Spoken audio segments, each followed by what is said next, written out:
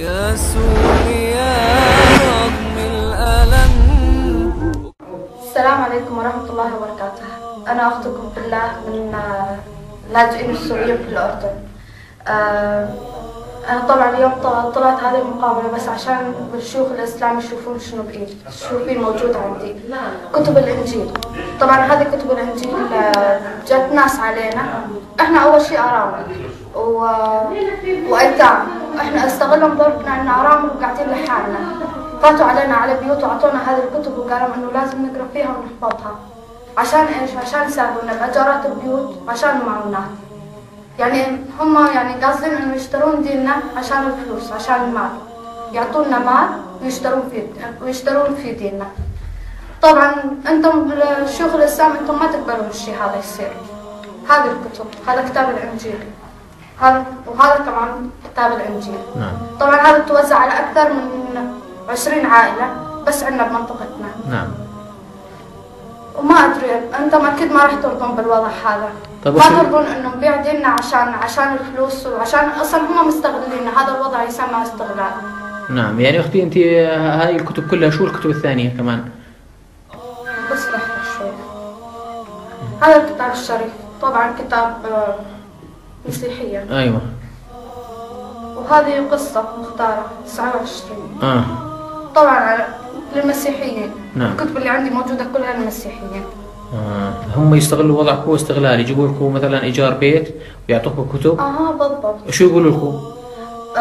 طبعا هذه الكتب لازم نحفظه الانجيل.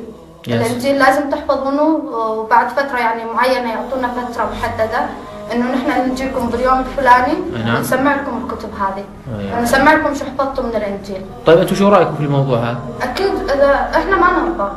والاخوان المسلمين والشيوخ العرب ما حد يرضى بهذا الوضع. نعم. يعني ما نبيع ديننا عشان بس هم مستغليننا، يعني احنا مضطرين ان ناخذ هذه الكتب منهم عشان نقدر نعيش، وانتم عارفين وضعنا كيف.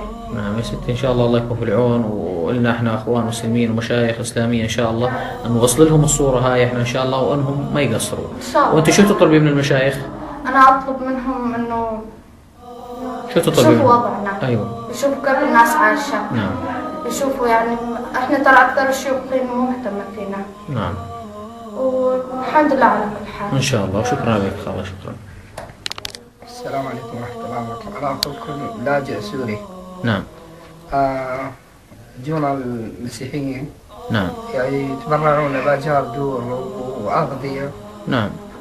يشترون لانه شو نبيع ديننا وقرآننا اللي هو القرآن الكريم. نعم. بيعطونا الكتب هاي كانجيل وكتب ان نتعلم الانجيل، بحيث انه شو يدونا كل 10 15 يوم انهم يتبعونا القراءة، بحيث مساعدات مالية كتشيلنا عن اجار الدور. وانا كوني مريض سكري يرجعوني يشوفون موقفنا انهم محرجين ويساعدونا بهذا الشيء هذا. يعني شيخ ابو محمود